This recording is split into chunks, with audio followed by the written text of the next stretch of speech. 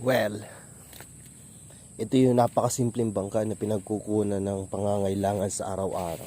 Tingnan nyo naman kung paano nila binuild ito. Oh. Ito part na to. Ito part na to. Ito tinatawag nila to cross join. Tingnan nyo naman, oh. Ito yung cross join natin dito. Yan, kung mapapansin nyo, kitang-kita nyo naman kung paano yan ayos nila. Oh, that is it. Yan po yung design. Ito, dito nilalagay yung makina. Dito kinakabit. Diyan sa mga positions na yan. Yan, dyan nakaposition ang mga makina. And then ito, made of tanso. Tanso to.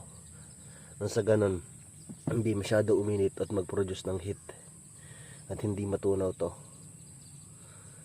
Ganun po yan. Ganun po katindi. Ito naman part na to, ito yung mga tapon na natin to. Wala yan. So makita nyo naman sa part na to. Ito yung ating controller.